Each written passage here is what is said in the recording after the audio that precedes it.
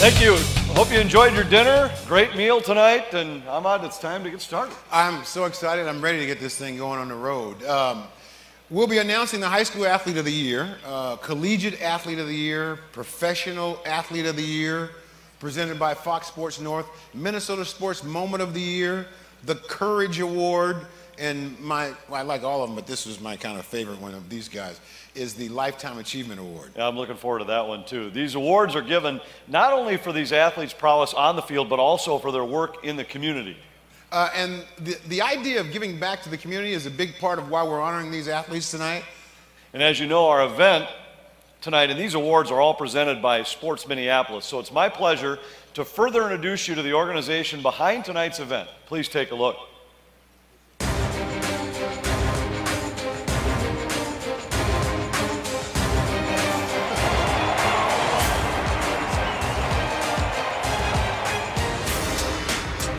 Well, it's an organization that's focused on selling Minnesota, Minneapolis, and the surrounding areas into the global world of sports to attract events here that might otherwise not know about us and not know what a great venue Minnesota and Minneapolis are for all kinds of events. We want to make sure that anybody who organizes a sporting event of any type knows that we're going to take really good care of them.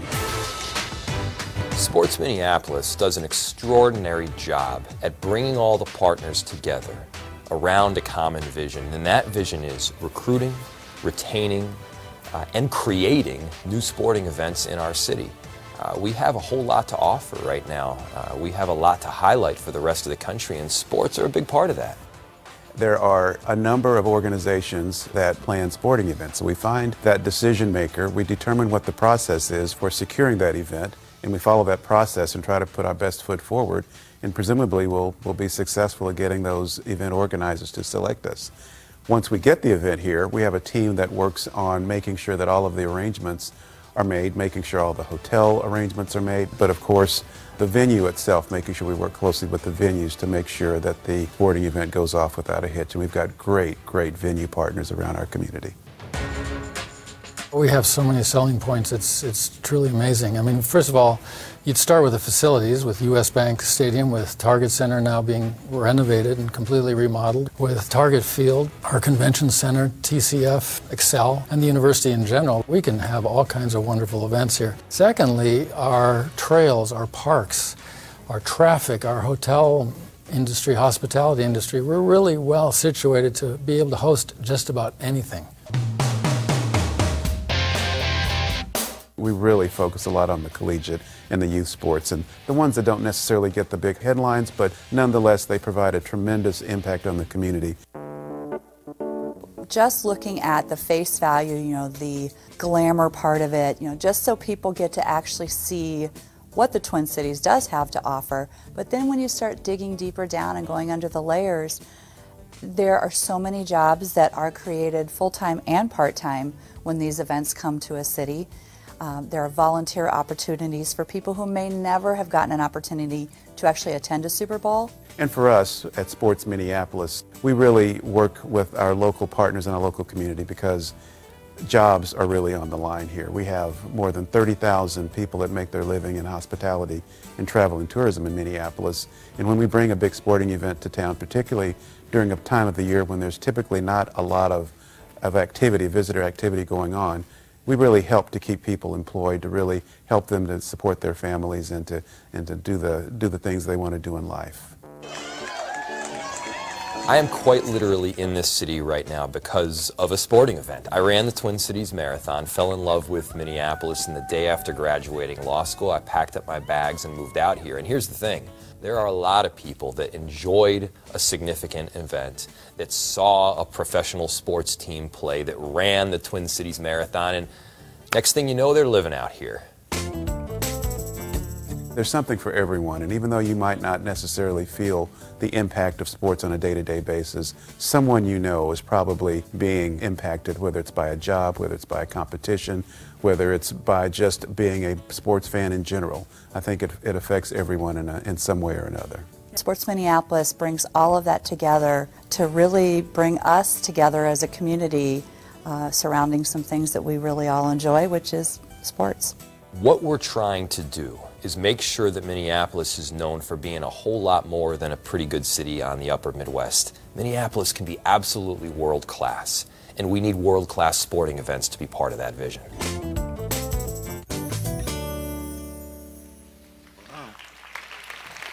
Ladies and gentlemen, the Executive Director of Sports Minneapolis and the CEO of Meet Minneapolis, Mr. Melvin Tennant, and Minneapolis Mayor-elect, Mr. Jacob Fry.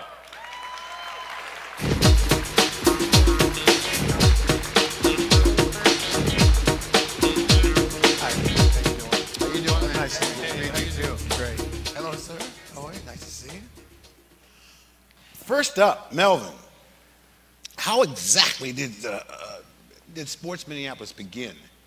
Well, first of all, we wanted to capitalize on all the sports successes that we had, and some of our great board members, including Rod Moore, who was in the video, decided that we needed to have a more focused effort. So in 2014, we formed this organization, and it's been very successful ever since. As the mayor-elect, how important is the work of Sports Minneapolis with the city and the community? Well, it's incredibly important. Sports Minneapolis and the work we're doing, it highlights that which sets us apart in Minneapolis. I mean, we are ranked as the #1 healthiest city in the country. We're active, we're engaged, we got really good-looking people here, and I think Sports Minneapolis kind of helps to highlight all of the above. What major events have been or will come to town in part because of the work of the Sports Minneapolis? Well, a number of events like X Games. We're part of the team that helped with Super Bowl and Final Four, but some of the less known events like USA Volleyball Girls Junior Nationals have been here. So also a number of very successful NCAA events working with the University of Minnesota, such as the Women's Volleyball Championships in this very building next December. So lots of great successes. It's amazing the venues that you don't even think about till you see them. Yeah. And how many venues there are here. Lots of venues, exactly right. Lots of places to put these great events. We've got it all. TCF, we've got US Bank Stadium, Target Center here. We've got a soccer stadium that's going up. I mean, so we're really not messing around here in the Twin Cities. We're bringing it in a big way. So the marathon, did you come here to run it because it was a little cooler? Well, it would have been nice if it were a little cooler. That particular day was actually quite warm. Oh, my gosh. But no, I came here to run the Twin Cities Marathon, fell in love with this place, and the day after graduating from law school, I packed up my bags and moved out here. And, like, I'm not unique. You know, there's a lot of people that are doing the same thing, and they're running the Twin Cities Marathon or watching the Wolves play, and they think, hey, I could live in this great city. It's a great strategy by Minneapolis to invite you out here in the summer instead of in the middle I of would January. say so. Yeah. Melvin and Jacob, thanks very much for Thank joining you for us having tonight. us. Yeah. Thank you. Thank you. Very nice to meet you. Thank you very much. And now, folks, is the reason we've all gathered here tonight. It's time for the first ever Minnesota Sports Awards. Now, to be considered for an award, each athlete had to be nominated, and nominations were open to the public. We got entries from all across the state, and then a committee of sports executives and sports journalists selected the finalists for 5 of the awards. The Minnesota Sports Moment of the Year was open to the public. It was decided by a public vote on the Star Tribune website. We will start with the High School Athlete of the Year. Presenting that award this evening, please welcome the duo we call the Twins M&M Boys, Joe Mauer and Justin Morneau.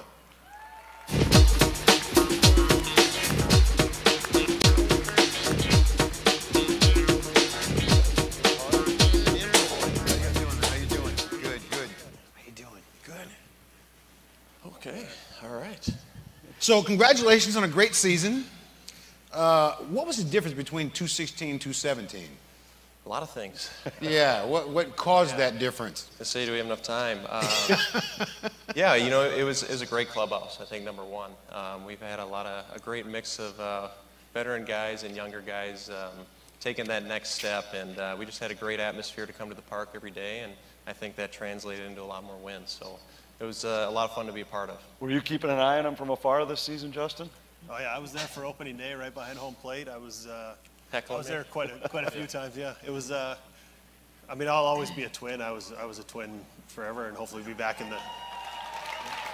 back in the family soon. So yeah, it was something that I for sure watched a lot more games than I had in the past. So. During your playing days, I know you were always very active in the community. You just had a big event that just passed with the Salvation Army and your annual winter coat drive. How'd you do this year? Actually, we set the record this year. It was amazing. We had over 6,000 coats this year, and it puts us at right around 27,000 coats that we've raised since we started doing it 7 years ago. We had an 11-year-old kid that did 1,600 coats this year. Wow. So it's been overwhelming, the support that we've gotten. It really goes to a good cause and really helps a lot of people right here in Minneapolis. So.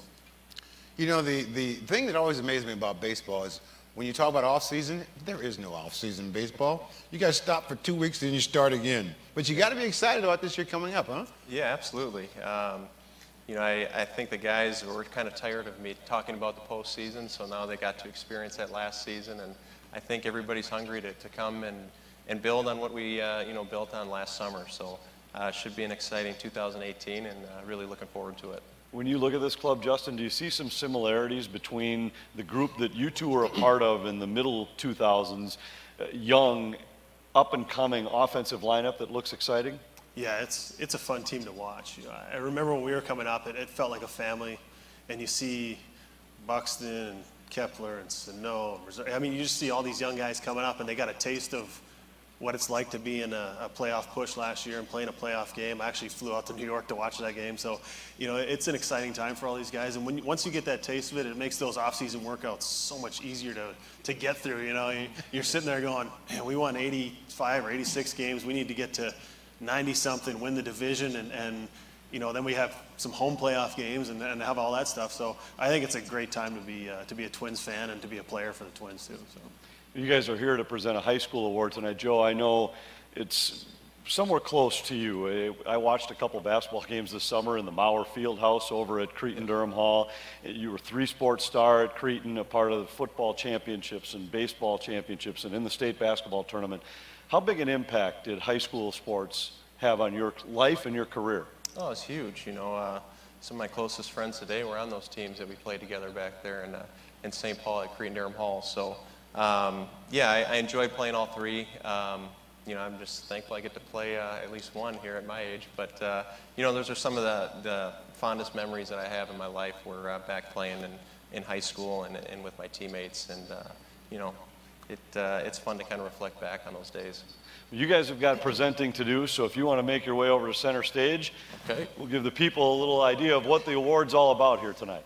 The High School Athlete of the Year award is presented to the high school athlete who set the highest standard for excellence in their sport and in their contributions to the community during the past year or athletic season. With our first award of the night, we actually have a tie. There are two high school athletes of the year. Please take a look. Taylor Anderson is a senior standout at Egan High School. A high-scoring forward, Anderson has been playing varsity hockey since she was in 8th grade and was both all-conference and all-state in her sophomore and junior seasons. She's committed to play at UMD next year. Taylor has also had a chance to represent the United States, playing on the under-18 national team. Anderson's impact on the ice is matched with her efforts in the classroom and the community. A member of the National Honor Society, Taylor is also a peer-to-peer tutor at Egan High School. She is actively involved in the Minnesota Sled hockey program, which provides opportunities for people with disabilities to participate in hockey. Every Sunday during their season, you can find Taylor at the rink lending a hand, helping players of all levels participate by pushing player sleds. Taylor Anderson, Egan High School. A 2017 graduate of Burnsville High School, Sam Carlson excelled on the mound. The hard-throwing right-hander was the most dominant prep pitcher in Minnesota. He led the Blaze to the state tournament while taking home numerous individual honors, including being named Minnesota Mr. Baseball and receiving the Gatorade Player of the Year award.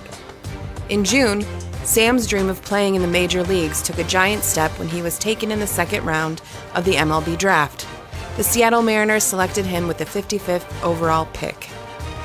Away from the diamond, Carlson was an honor student, and in his new job as professional baseball player, he's been active in his local community by making visits to schools and hospitals.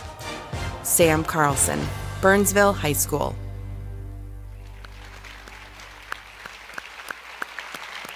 I like this number. Ladies and gentlemen, our high school athletes of the year from the Egan High School girls hockey program, Taylor Anderson. And from Burnsville High School, baseball player Sam Carlson. Congratulations. Congratulations. Congratulations. Sam, congratulations. Over here. That way. Congratulations. Boy, congratulations to both of you guys. Just unbelievable seasons, unbelievable careers for you at the high school level. And Taylor, let's start with you. The last year, outstanding junior season. You're back for your senior year and off to a great start. 23 points already in 10 games. What are your expectations heading into this season? This year, I'm just really hoping to get our team to the state tournament and to win a state championship. We've started out pretty strong so far, 9-1. So we're pretty confident right now and hoping to do well this season. So for those of us who don't know, talk a little bit about the Minnesota sled hockey program. Yeah. That looked pretty cool. Yeah, I actually got involved with that last year, and it's there's kids there, there's adults, and basically they just are unable to skate but still love hockey. And so I'm there helping out coaching. They're actually in sleds and just push themselves around to score. I actually help push also a kid named Peter. His mom is actually out there right now too, Melissa. Thank you for coming. Yeah, I just help coach put drills together. I push him so he's unable to use his arms, so I help him get around and score goals. So that's fantastic. Yeah. Well, congratulations. Good luck at Duluth. Thanks. Sam, outstanding career for you. A couple trips to the state tournament, but let's talk about the thrill that you felt when you heard your name called in the Major League Baseball draft, going to the Seattle Mariners in the second round. What was that moment like? It was a crazy night, and I was just happy I was able to enjoy the moment with my family and friends, because it's a day I'll remember for the rest of my life. When you were in high school, did you ever have like a defining moment that sort of one thing happened that you knew you were going to be able to take it to the next level?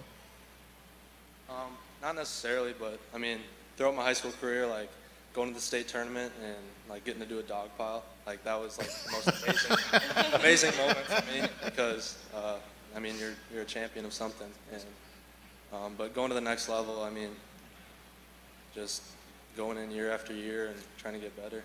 It's fantastic. Sam, Taylor, congratulations, and thanks to Joe and Justin for joining us tonight. Congratulations. Congratulations. Congratulations. Ladies and gentlemen, our next award is the Collegiate Athlete of the Year. Now, to present this award, please welcome Lynx point guard and one of my favorite players in the entire world, Lindsay Whalen, and Timberwolves assistant coach, Ryan Saunders.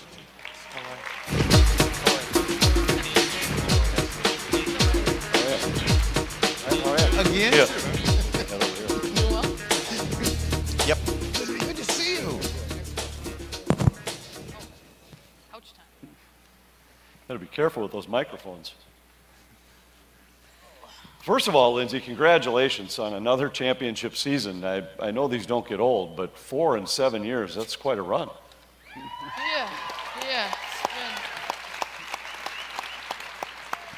been a good run. It's been a really good run. But we're not tired of it yet, so it's been fun.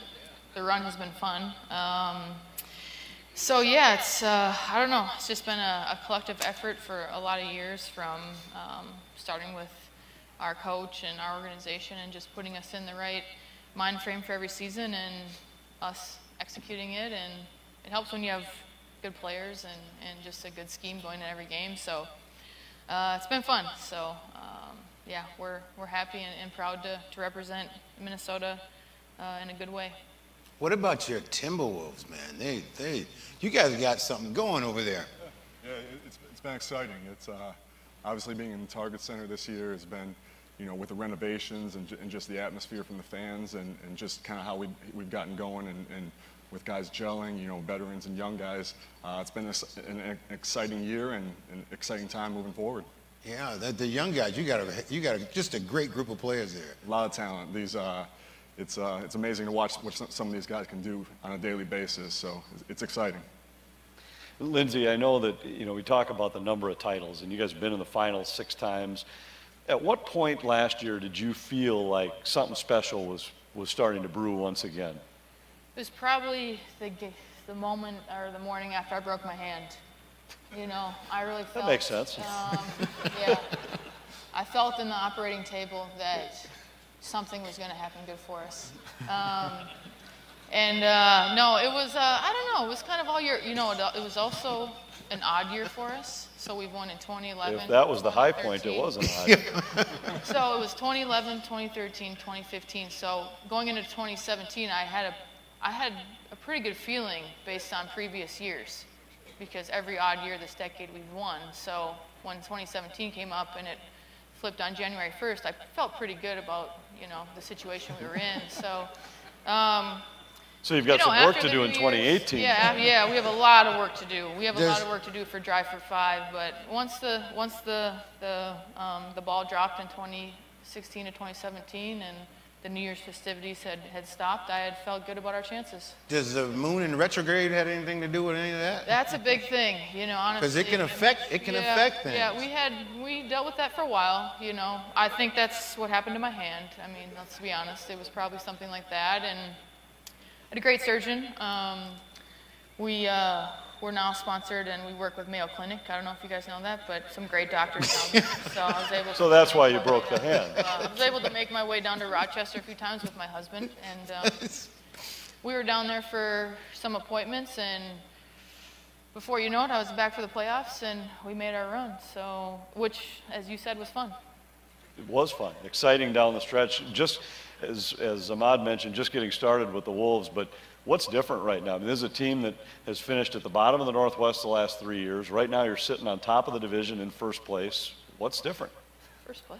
Yeah. You know what? I think having guys around who have won does help. And with the additions this summer of Jimmy, Taj, and Jamal. And then you have Jeff Teague as well, guys who have all been to the playoffs, just infusing a winning attitude really does add to the culture of everything. And you have a person in the booth. What are you doing color now for the Timberwolves? We were just talking about that. Yeah. Well, careful, that can be a difficult deal. Depending where the moon is. Taxing position. It was game 2. Felt good about it compared to game 1. I've got a good coach. Jim P. been coaching me up, so I feel really good about it.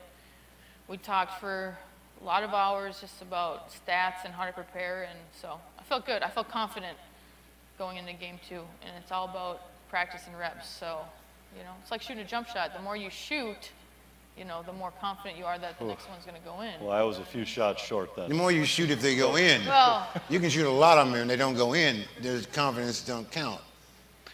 Yeah, exactly. Anthony? So I felt good about game 2. I think I disproved that theory too. Yeah, it was a great game. Sorry. Right. It was a great game, but we wanted the Timberwolves to come out on top. But it was still a great game. A lot of good players on the floor. So I told her to just say all nice things about us, and then we're good. Can't go wrong. That's my advice. Can't go wrong. Yep. Well, we're excited to have you as a part of the Fox Sports North broadcast team for the Wolves. Why don't you guys head over and we'll get ready to present the next set of awards.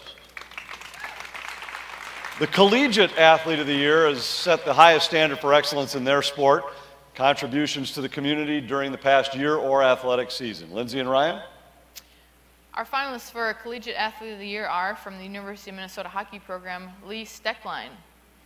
Our next finalist is attending the University of Minnesota Carlson School of Management and is part of the U of M track and field team, Temi Ogurday.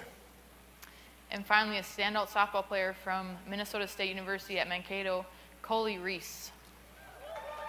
To find out who our Collegiate Athlete of the Year is, take a look. Temi Ogurday is a junior on the University of Minnesota track and field team. The Cottage Grove native came to the Gophers as a sprinter. Soon after, her coach asked her to switch to a sport she'd never tried before, the hammer throw. Instead of being frustrated, she embraced the change and last spring had a breakout year. Temi was the Big Ten champion in this event and finished 18th at NCAA championships. She was both All Big Ten and Academic All Big Ten and received the team's Outstanding Sportsmanship Award. She has been named captain of this year's squad. Ogurde is just as passionate and committed to giving back to her community, and she is currently completing her degree in entrepreneurial management at the university's Carlson School of Management. Temi Ogurde, University of Minnesota.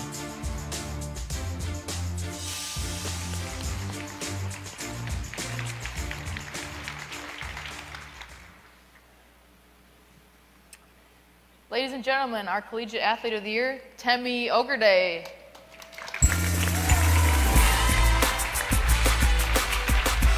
you go. Congratulations.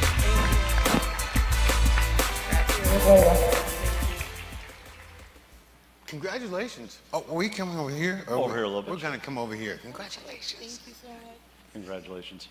Now, the Carlson School of Management is a very prestigious place. How do you balance being the captain of your track and field team and what you need to do academically? It's really hard. I have a very busy schedule, and from when I wake up to when I go to bed, I have to be doing something.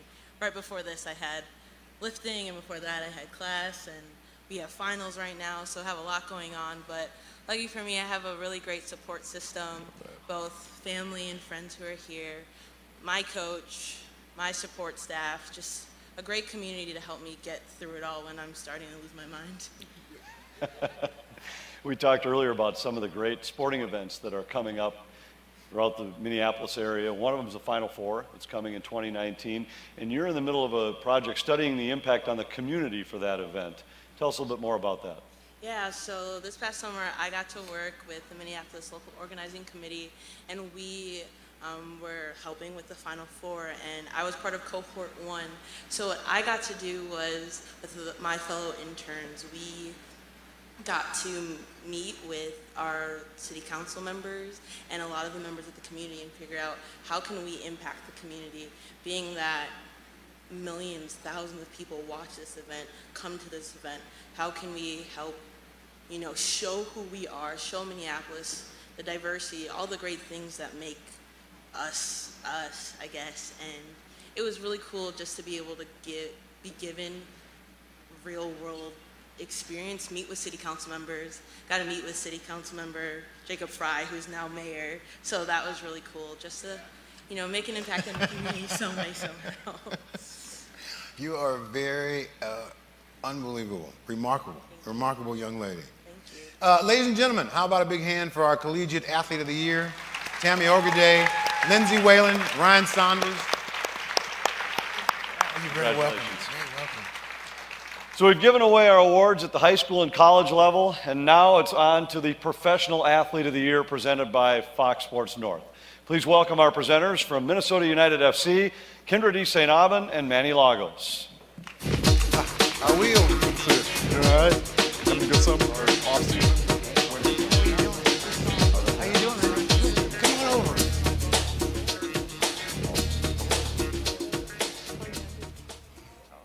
Okay. I feel like we're going on to a big-time talk show every time we come over here to our... When I saw this setup, I was a little nervous. Yeah.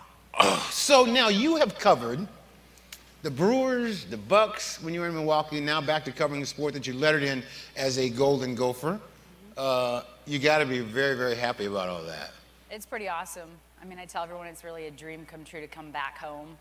But my husband and I both went to Stillwater High School, so it's like we've traveled Milwaukee, Scottsdale, Northern California, coming back home and getting to cover soccer. It's like a big full circle. It's pretty awesome. Manny, one of the big projects right now going on with Minnesota United is a construction project. The stadium being built, it'll be ready for the 2019 season. How much is that going to impact this club?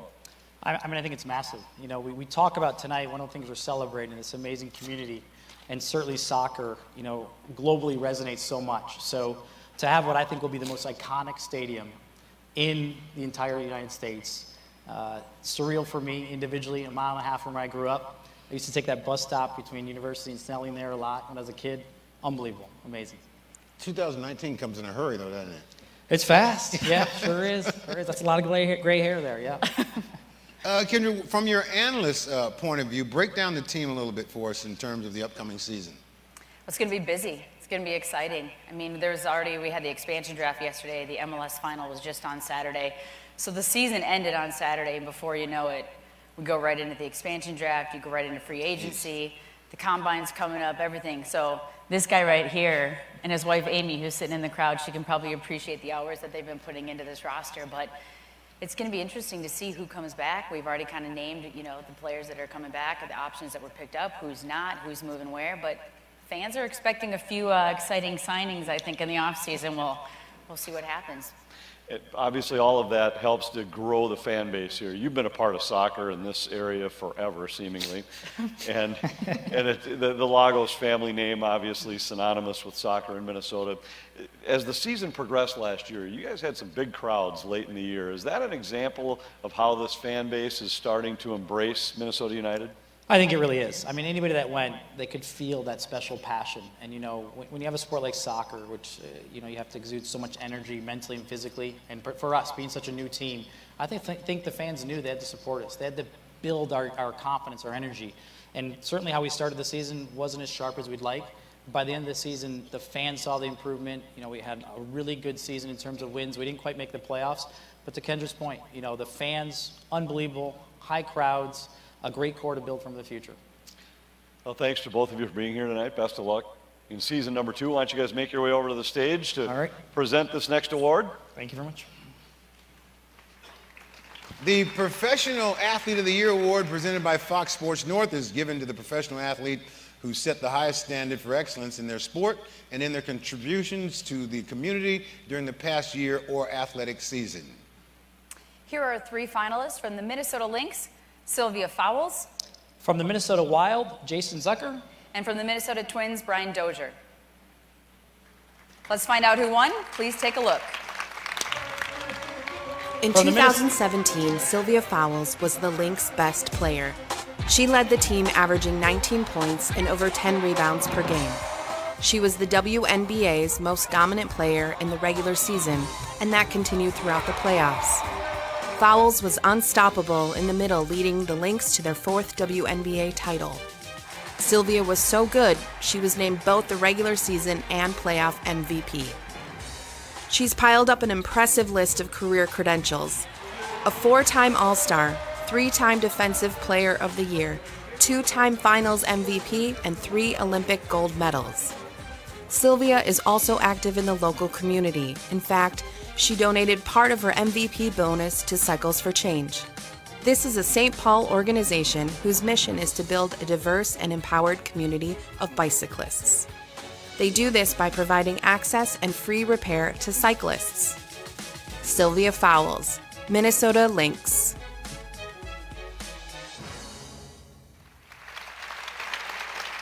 From the Minnesota Lynx, let's hear it for Sylvia Fowles. Unfortunately, Sylvia can't be with us tonight. She's headed to China, but she wanted to say thank you. So to accept Ni hao, everyone. I just want to say thank you all and the supporters and the voters who voted for me to be receiving this award. Thank you, Meet Minneapolis, for hosting this award ceremony show. Thank you to my teammates for pushing me throughout the season to be successful. Thank you to my coaches for putting me in a good position to be as successful. And to all my supporters and my fans, I just want to say thank you all for taking me in as who I am. And I love you all, and thank you so much. So to accept the Professional Athlete of the Year award on behalf of Sylvia is Rebecca Brunson and Lindsay Whalen.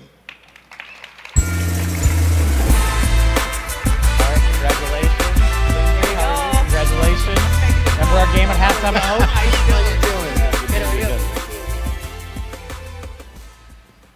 Rebecca, tell us what kind of teammate. Oh my goodness. She's an amazing teammate. First of all, who doesn't want the best center in the league on your team? So from a basketball standpoint, she's amazing. But I think the most important thing about her is that she's a great person. And as you guys saw in the video, a little bit of how much she gives back to the community. That's how she is all the time. She's extremely giving. She's an amazing person. And you know, you saw what she did on the court. Lindsay, how critical is her presence? The numbers obviously say part of it, but how much does she mean to this team in all phases? She means a lot. She covers up our mistakes on defense because when I let someone go by me, she's there to block their shot. So that's a great teammate. That's a great teammate. She has our backs. Useful. She's very useful. Yeah, and speaking of useful, her usage rate last season was very high because she was very efficient in what she did. So she's definitely deserving of both MVP awards, which I'm not sure how often that has been done, but it's really impressive. And yeah, so it was great for us all season, and she was our anchor and our catalyst, and we tried to do our best and not get in her way, and next thing we know, we won again. Now remember, you've got work to do in 2018. We've talked about this. That's right. Even numbered year.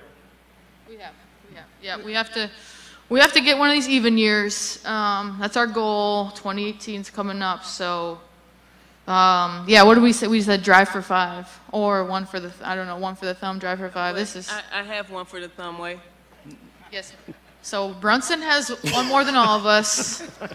She has 5 rings now. We with the other links have 4. So our goal now is to get you 6 and us 5, and we'll go from there. Good luck. Congratulations again to Sylvia Fowles, and how about a hand for our presenters from Minnesota United, Kindred East St. Aubin and Manny Lagos. And, of course, our recipients, Rebecca Brunson and Lindsay Whalen. Thank you. I'm going to clap till you guys get all the way off. I'm just going to keep clapping. Standing ovation. That's right. I was standing ovation. Since you're the TV voice of the Wild, I know you're very familiar with the presenters for our next award of the evening, the Minnesota Sports Moment of the Year. So let's welcome to the stage Wes Walls and Keith Ballard.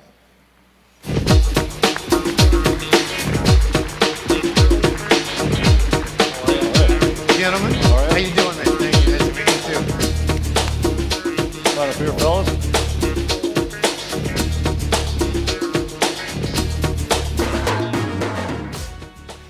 Anthony and I agreed that I shouldn't say anything because I can't skate. But he did one time stand in the net at the Met Center and let the old North Stars fire pucks at him for some reason. Probably the dumbest thing I ever did in my life. I couldn't even skate. Always looking for goalies. I couldn't skate out of the net. To get away from them, they would hit me in the back, on the legs. I just couldn't even get out of the way. I tried to explain to him the pads are on the front for a reason. Well, that was your first mistake for sure, having the pads on the back. Now, Wes might be a little edgy tonight because I was telling Ahmad this afternoon, it's been like 6 months since you beat me at squash. Yeah, that's true. It's funny, have you lost my number? Because we used to play on Mondays, all of a sudden I don't get those calls anymore. I guess their squash games are over now, or what? Well, those are alternative facts. We'll leave those aside. Okay. You've had a chance to experience hockey at every level. As a player, an assistant coach in the NHL, a head high school coach, now as a broadcaster, pregame show and game analyst. How different is it to look at the game from all those different perspectives? Well, I think, in my experiences, whether I played or I was a teacher, coaching at any level, the one common denominator I've always had, and it was this way when I played as well. And I was a serious player, as you know. I took my job very seriously because I was always worried I was going to get sent to the minors. But I always found that I always played my best when I was having fun. And I really didn't realize that as a player until I became about 30, 32 years old, a little older in my career. I was always so serious. And I think the beginning of my career, that's kind of why it took me so long to get as much traction as I did. So when I was coaching in Tampa, I'm even coaching high school hockey at the boys level and girls level, I try to make sure we have fun. Because I just know that the kids will play harder for me.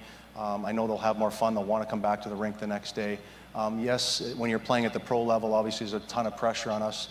On everybody in the building to make sure we win or lose, but you got to perform the next day. And I always found if I had a ton of fun, I always performed at a higher level. Keith, you've experienced hockey at every level in our state: high school hockey, college hockey, pro hockey. How's the adjustment been to life after hockey for you? You know, I think for me, the adjustment's been fun.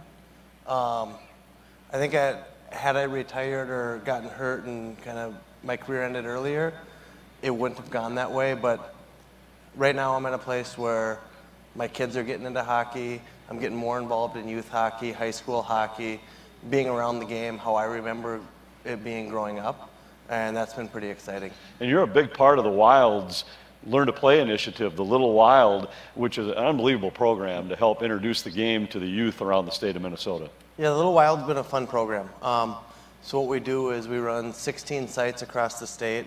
We've got about 65 kids per site, and we're trying to target kids who maybe wouldn't play hockey without this program. So once a week for an hour for 4 weeks, they get on ice instruction, a practice, a full set of equipment, in hopes that these kids, you know, in turn, after this program, love the game like we love the game. You got them doing push-ups before and after each ice time, or what? No. No, it's you want them to come back next week? Ice cream. Is it an age limit? Ice cream. And old people? The age limit is maybe sneak me on one. You have a tough time trying to fit into some of that gear. It's 5 days. Yeah. No. Little, might be a little You can tight. come out. You can be guest coach one day. Yeah, and have them just skate all around me. Yeah. We'll stick together, me and you. All right. I know there's some I'd go for people that. from Fox Sports North here. We could get a camera crew out there to see that. Yeah, I bet you could. Yeah. That would be some you're must not see. going to see that. Wes, the team right now on a bit of a roll. Minnesota's playing about as well as anybody in the league. 5 out of their last 6 they've won, and they've had a little magic in the extra session. Means a longer night for us, but we'll take it when the W follows. Yeah, we will take it. You know, the Wild have won, I think they're 11, 14, and 1 in their last 15, the hottest team in the NHL here over the last 3 or 4 weeks. Jared Spurgeon, one of our best defensemen, he's only about 4'9" in the locker room. He looks like he should be folding towels in the locker room. Is one of our best defensemen. He pulled his groin and hasn't played in the last 6 games, and the Wild have been able to overcome that and still win 5 of their 6 games. So it's an exciting time right now around the locker room. I know this time of the year the Minnesota Wild have kind of struggled the last couple of years around this time of year. So it's nice that they're on a nice little roll right now. Getting Zach Parise back in the lineup and Jared Spurgeon back in the lineup will hopefully take our team to the next level. All right, guys. Why don't you guys make your way over to the center stage? All righty. And we'll get everybody, tell everybody about our next award winner. This award recognizes a single sports moment from a game or competition that energized Minnesota sports fans, displayed remarkable athletic skill, or demonstrated incredible sportsmanship. This award winner was decided by folks like you in an online Star Tribune public vote. Wes and Keith, who are our finalists? Our first finalist is the Minnesota Lynx, winning their 4th NBA World Championship. Second finalist is the Minnesota Twins, who became the first team in Major League Baseball to go from a 100-loss season to be playing in the postseason the following year. And our third finalist is Farmington Softball in the 4A state title game against Anoka. A walk-off home run by Emma Frost in the bottom of the 10th gave Farmington High School their first ever team title. Based on the total number of votes by the public, take a look at our sports moment of the year. 2017 was a season of triumph for the Farmington Tigers. In February, their star pitcher, Maddie Malkin, was diagnosed with Hodgkin's lymphoma. The team rallied around Maddie and rallied on the diamond. The Tigers started the season unranked, but the talented squad just kept winning. In June, they reached the state tournament, where in the semis they upset the top seed and defending champs, Chanhassen.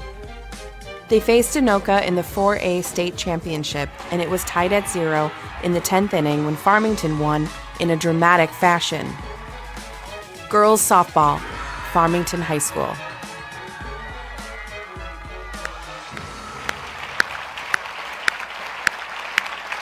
Exciting stuff. Please welcome our winner of the Minnesota Sports Moment of the Year Award, the Farmington softball team. Here to accept are the captains, Katie, Maddie, and Emily. Congratulations, guys. Congratulations.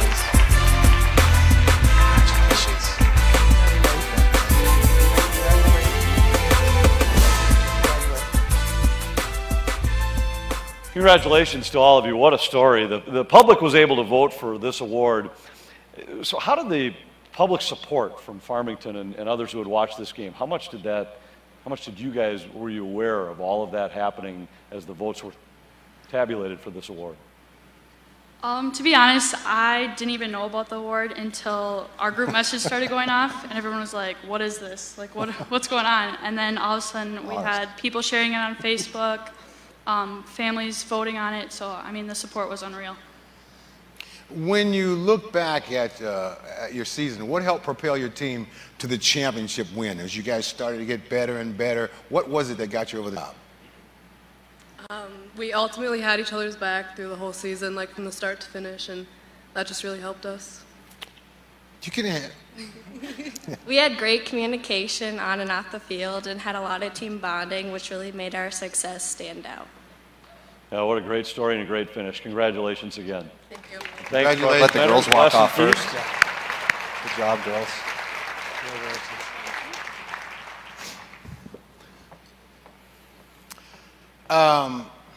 You know, when you look at this night and all the awards that they've given out, each and every one of them are special. These are the very first recipients of the Minnesota Sports Awards presented by Sports Minneapolis, and that alone makes it a historic evening. Sure does, and our next award is an extra special one. It takes us beyond athletic performance to guts and determination when facing a personal challenge. Next is the Courage Award. Our presenters for this award are Vikings legend and Hall of Famer Paul Krause and Vikings wide receiver Adam Thielen.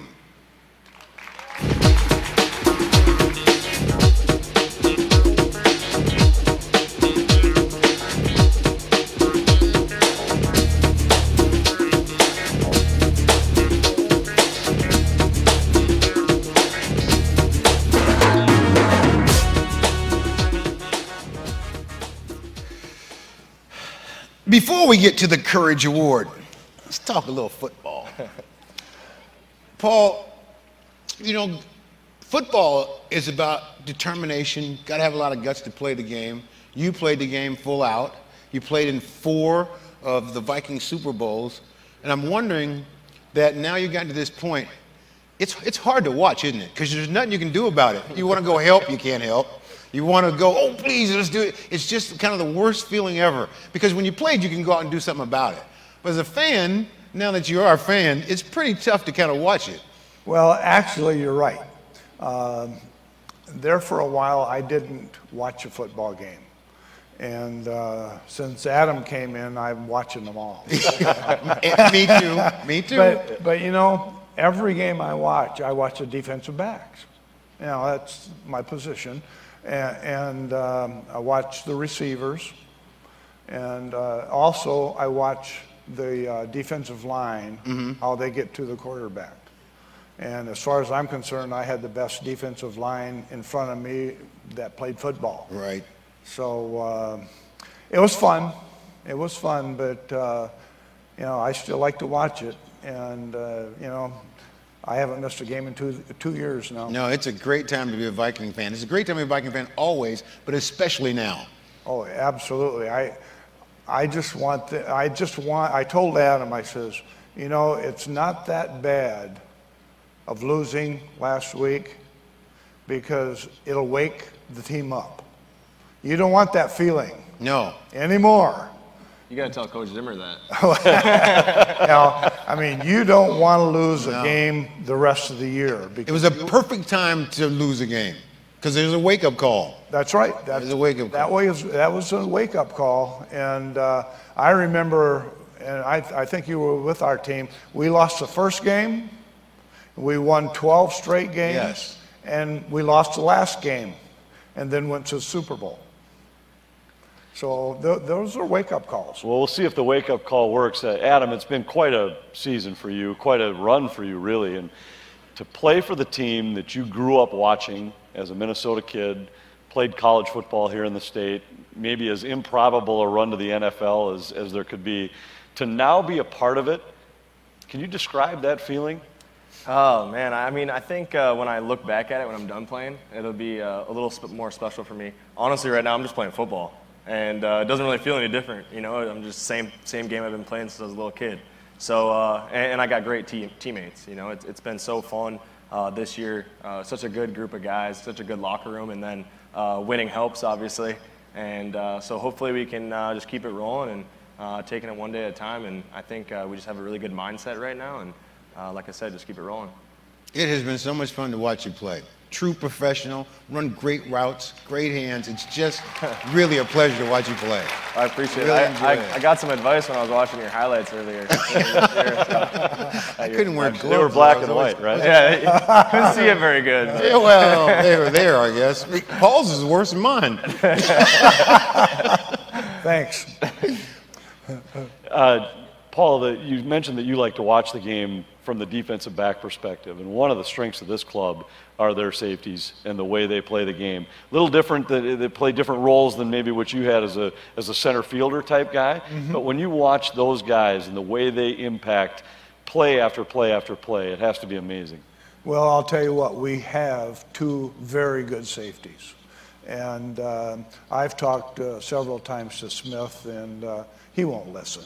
No, no, he's probably the best, one of the best out there in the whole entire league, and it's fun to watch him. You know, one of the great things about football is you never know what's going to happen. With our quarterback situation during the course of time, it's like, oh God, we're in great shape. Case Keenum, killing him. He is absolutely, I mean, he got an opportunity and went out and showed what he can do. And it's just great to see this kid can really play. He's got to mean a lot to your team just in terms of confidence, because your quarterback kind of leads you. Yeah, for sure. I mean, I think, you know, before I go on to Case, I think it's been crazy just because, you know, a lot of teams are trying to find one quarterback. Yes. And you can, you know, you see it across the league right now. Teams don't even know what they're, you know, trying to do there. So we've been very fortunate, you know, to have multiple guys that play at a high level. You know, one guy goes down and the next guy steps up. And yeah, Case has just been doing a really good job of just living in the moment. He doesn't really care what people think about him. He doesn't care about how he played the last play. He doesn't care if he threw a pick or anything. He's the same Case every play, and it's fun as a receiver because he makes a little more time for us to get open, you know. So if we're getting locked up, you know, he's usually scrambling and avoiding tacklers and dodging and dipping and diving and doing all kinds of stuff to give us time. So it's nice to have a quarterback like that can create time. Paul, it's an honor for me, a guy who grew up in the Twin Cities, grew up a Viking fan, loved watching you play when I was a kid, and I have to ask, did Drew Pearson push off? You know, that's the worst call that's ever been called in the NFL. That answers the question. Well, I was probably about 3 yards from it, and he pushed off. And every picture of it, you can see me pointing like that. He pushed off. So, and actually, over the years, Drew has admitted. He pushed off. Really? I mean, he made a great play. He pushed off, and we lost. But he admitted it to me that, hey, that was just part of the game. All right, that's enough negative stuff. Because I'm talking about a home team in the Super Bowl this year. That's what I'm talking about. That's right. So why don't you guys make your way down to the center of the stage while we tell everybody about this award. The Courage Award is given to an athlete who overcame significant challenges on or off the playing field, inspiring others with their courage, perseverance, and determination. Paul and Adam, who's our winner? Let's find out. Let's find out. Please take a look at this video. Courage, perseverance, and determination, all characteristics of a champion. In the spring of 2017, the Farmington Tigers went on to win their school's first ever varsity girls softball state championship. It was a 3-2 count with 2 outs, and Emma Frost was up to bat. The Noka pitcher threw a rise ball, and next thing you knew it was just blasted. Right off the bat, you knew it was gone over the fence. But for Maddie Mulkin, it was a senior season that didn't go as planned. I had a spot on the left side of my neck, kind of by my collarbone, that kind of came and went, so we weren't really sure what it was. We went in for a routine doctor's appointment and just had the doctor feel it, and she wanted to do a chest x-ray, and that's when she found a suspicious spot by my trachea. She was 99% sure that it was Hodgkin's lymphoma. Maddie was diagnosed with Hodgkin's lymphoma right before the season started. I just kind of sat there in a stare. All I could hear was my mom and my dad just kind of do a little gasp. I kind of knew, like, this isn't good. And I remember the day going into her room and telling her the results were in, and I was crying and telling her it's official, and she's like, I already knew. I'm ready to fight, I'm ready to go, and was positive. So she was the one, as I'm crying, hugging me and making me feel better when she already had that fight attitude right at the beginning. She kept fighting to stay on the field and be with her team, even while going through chemotherapy. I used it really as a way for softball, like to get away from having cancer. It really took my mind off everything. She's a fighter. I mean, she doesn't like to lose. She wants to go ahead and challenge herself and push forward. She doesn't want to let anything beat her. Maddie only missed a few games during the season, often pitching the day of or the day after receiving treatment. Some days I'd wake up, go to treatment, go to school for a little bit, and next thing you know, I'd be playing in a game. And the doctors at Children's assured us that they didn't want that. They didn't want her giving up something that she loved. Both on and off the field, Maddie has never given up the fight, a slogan the softball community adopted to fight cancer head on. So our slogan for state was never stop the fight, so we just kind of rallied around that and knew that throughout the whole games that we just always had to keep fighting. Even if we were down, we never gave up. In the state championship game against Anoka, she pitched 10 scoreless innings in incredible heat. The state game was 90 degrees. It was really hot. There wasn't very much wind. It was very humid. We had a really good team that we had to play against, and we knew what it was going to take to mow them down and everything. And for her bravery, Maddie was awarded the first ever Minnesota Sports Courage Award, an honor bestowed upon an athlete who overcame significant challenges, inspiring others with their courage, perseverance, and determination. To see her with her courageous attitude to go out there and, okay, she's fighting cancer. She just had chemo treatment. She's out there pitching an entire game. She's just keeping a positive attitude, not wanting to let anybody her down, her teammates, her coach, fans. Just before heading to college this fall, Maddie received the best news of all. She now has a clean bill of health. I felt a lot of support throughout the whole year, even when we first found out to when I found out I was done. It never stopped. She's a true fighter.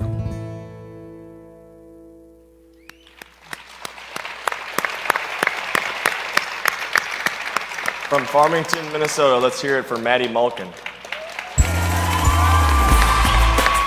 Congratulations.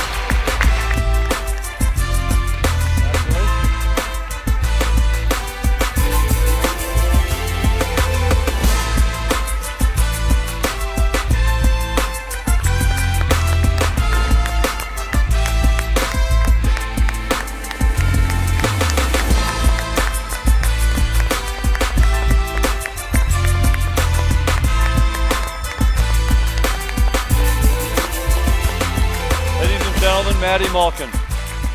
And thanks to Paul Krause and Adam Thielen, our presenters tonight. Congratulations again, Maddie. Thank you. Thank you. Good job. That was quite a story, and it's 10 innings in 90-degree heat in the championship game. She also threw 7 shutout innings in the semifinals against the defending state champs. It's an unbelievable finish, unbelievable story. Just incredible. Yeah, we've had some great stories so far tonight. Absolutely. It's been an amazing night, but we're not done. We have one more award to announce, the Lifetime Achievement Award. That's right, and the Lifetime Achievement Award is given to a person who has dedicated their career to furthering the success of sports in Minnesota. Achievements have made a significant impact on the community over the years, and just truly one of the all-time greats. And it is no secret that this year's Lifetime Achievement Award recipient is Twins legend and National Baseball Hall of Famer, one of my very dear friends, Rod Carew. And presenting the Lifetime Achievement Award to Rod will be another Twins legend and another great friend, Tony Oliva.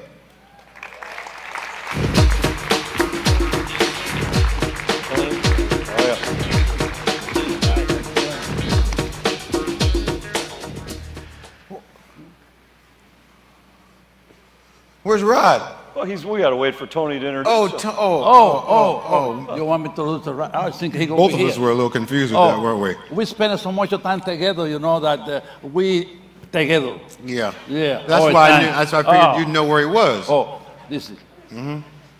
Yeah, where's Rod? Before you bring him out here, tell us a little bit about him. You knew him from the time he arrived. You guys were roommates together. You spent all of your lives together in baseball. Can you tell us a little bit about Rod? I can tell you a lot about Rod. There's a lot you can't tell us, too. No, you're right. But I know Rod over 50 years. Since 1963, we've been together as a players, as a friend, as a brother. I was his babysitter. When he came to the big league in 1967, they put Rod Carew with me because already I was a little bit old. I was in the big league 3 or 4 years, and Rod Carew needed somebody like me to be his babysitter. But it's true stories. We've been together for over 50 years. As a players, as a coach, we do support together. I see him grow, to get better, better, and better. Everybody knows that Rod Carew is a great ball player. Everybody knows. But what I want to tell you, that Rod Carew is a better person than a baseball player. He does so much for the community. All over in the United States, all here in Minnesota, in California, in Panama, in Cuba, all over. Carew is something he's all over. The people love him. The people love Rod Carew. I love Rod Carew. He's like my little brother. I like when I said I was his babysitter. It's the truth. The truth. He's my brother, and I like he's very close to my wife, to my kid, and everybody. I wish I have the right words to tell you how much Rod Carew means for baseball, for the people who have baseball. He promotes baseball all over the world, not only in Minnesota or in California where he lives right now. I know he lives in California, but his heart is here in Minnesota. He loves Minnesota, and I can talk about Rod Carew, for days, because another thing, in those days when we play baseball, we have a roommate. Today, the baseball players, they don't have a roommate. Most of the thing, like me, I need a roommate because I'm scared. I don't like to stay in the hotel room by myself. When my wife used to go to South Dakota, I stay in Minnesota, I stay in the house here in Minnesota, I leave all the lights on in the house. I'm scared to live by myself. But Rod Carew and me, we roommate 11 years. 11 years we share the same rooms as a players, and that was great. He hit 300 every year. Yeah, I hit 300 every year. That was the best room I have. I think, and right now my room is right here, and I'm so glad to see him doing so well and traveling. And still, he promoted sport and baseball all over the world. Randy, can you come here, please? We got to see this first. We got to see this first. Before, as we welcome him out here, let's take a look at Rod Carew.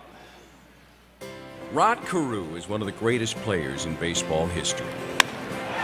18 times he was an All-Star.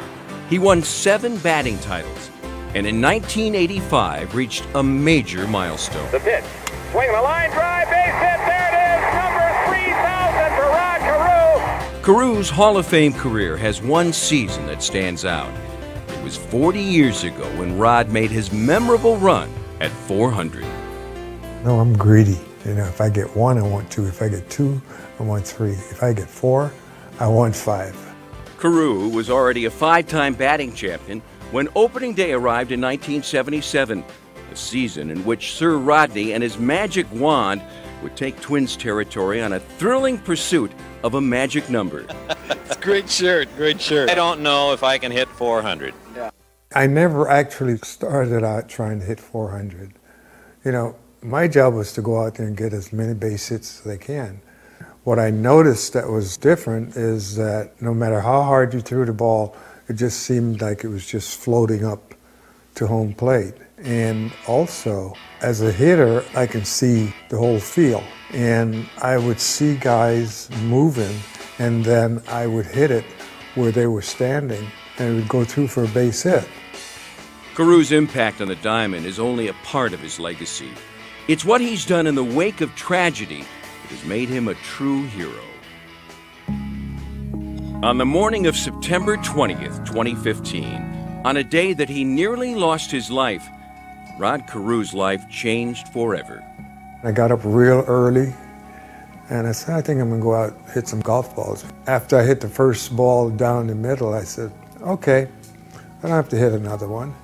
So all of a sudden I felt this indigestion burn. My hands got real clammy, you know. So I backed the cart up, went into the locker room, and I told the lady, I says, would you please call the paramedics right now? And the last thing I remembered after that was seeing one of the paramedics on the floor yelling, let's go, we're losing him, and then I was gone. In the months that followed, Rod and his wife Rhonda, in conjunction with the twins, started the Heart of 29, a program raising awareness for the American Heart Association. We have a lot of work to do. We have to spread the word, let people be aware. This thing inside of us, this ticker, is very important. We have to take care of it. We have to eat right, get rid of the smoking, take your medications, get checked. Because on the outside you can look good. Like me, on the outside I look good, but on the inside, this turmoil was happening. And I really felt I was lucky, quite lucky. In December of 2016, some 15 months after his heart attack, Carew received a heart and kidney transplant. The organ donor was Conrad Rulin, a 29-year-old who had played in the National Football League and lost his life due to a brain aneurysm. In an uncanny twist of fate, Rod had met the young man years before. Conrad went to school with my son and my daughter, and I used to go watch my son play basketball, and he also played. You know, I hadn't seen him since then. You know, when I met Conrad, when he was in middle school with my son, and his mom came to pick him up, first thing he said when he got in the car, I met Rod Carew today. As he did when he lost his daughter Michelle to leukemia and then suffered a heart attack, Carew is using his fame to send a positive and life-saving message, advocating now for Donate Life America. People don't realize they're giving something away to help someone else. And so we have to just tell people, don't be afraid, you know, don't be afraid. Give someone else the opportunity to go to continue their life and realize the things that they've always wanted to do. I'm living proof that organ donorship is important. Saves lives. Yes, it does.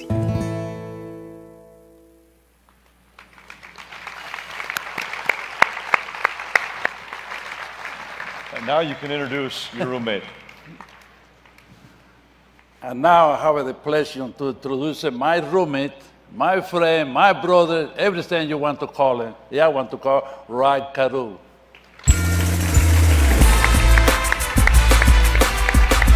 Congratulations.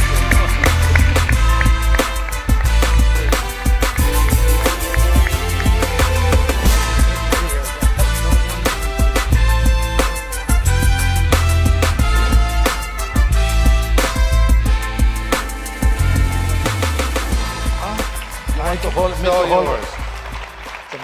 It's all yours. Thank you, ladies and gentlemen, and it's great to be here. Whenever I come back to Minneapolis, I always say this is my home, and it is my home. I might live in California, but this place, this state, is my home. I came here in 1967 as a 20-year-old, hot-headed kid, and I was very aloof. I was a loner, but the years that I spent here, and a lot of you people have seen me as a kid, and the greatest memory that I have of Minnesota is getting 7 standing ovations during a game in 1977 at the old Metropolitan Stadium.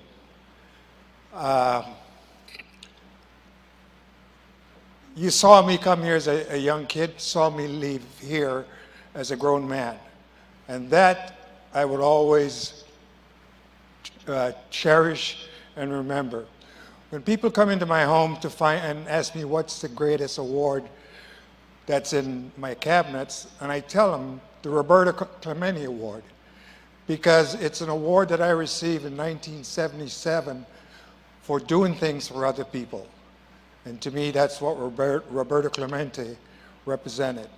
You know, the batting titles and the All-Star games and all that stuff, you know, that's secondary, because when you go out and you play consistently, and you do the work that you're supposed to do, you know, you'll get the awards.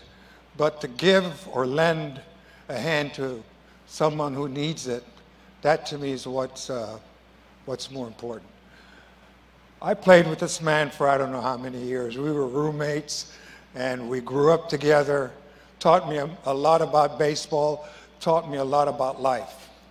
Another person that I was very close to was Harmon Killebrew.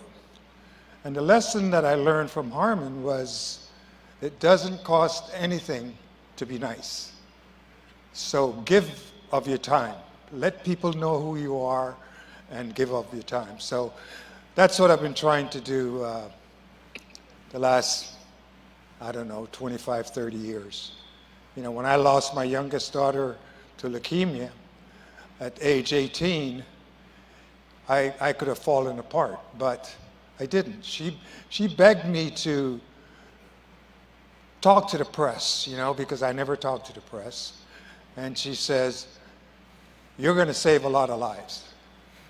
So I started talking to the press about kids with leukemia, visiting families with kids with leukemia. And so now every child that's born and saved that has leukemia or any blood cancers, they're my children. Because I continue the last 22 years, I've had a golf tournament that I started for pediatric cancer research.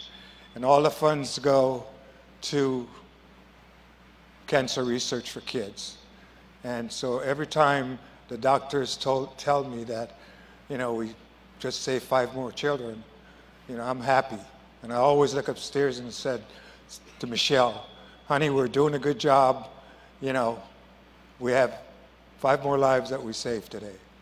So I will continue doing that until the day I die. I almost lost my life about a year ago. I had a heart and kidney transplant. And I wasn't afraid to die because I knew that I had God in my back pocket. And I knew that he was going to keep me safe and take care of me, because my mother had always told me, don't worry about anything, that God's going to look out after you. And believe it or not, I cried every single day, every single night before I went to bed. I had to kick my wife out of the hospital sometimes because I wanted to go to bed early. I wanted to cry early. So I had to kick her out of the room. And she's been my lifesaver. She's been my caretaker. She's been my lover, my girlfriend, everything.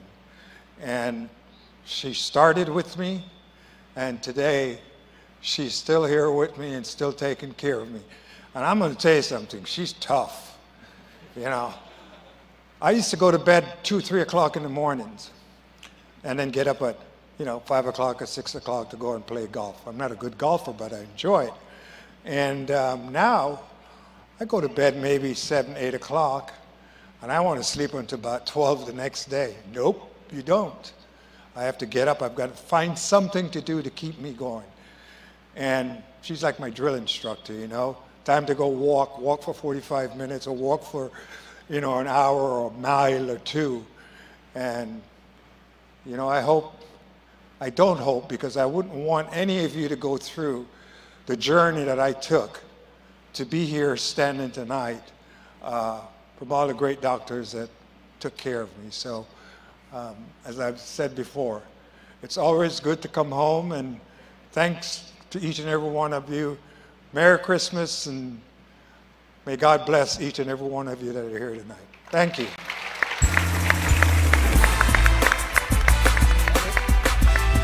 You're not getting away. Come on over here.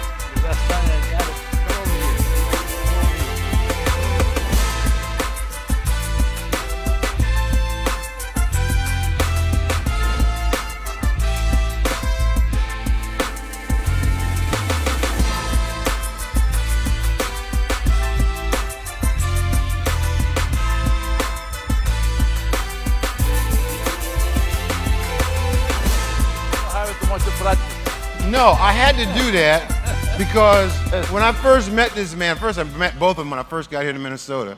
But I had a picture that some fan asked me for a picture, and it was a black and white picture, the only pictures I had. I signed it and gave it to him.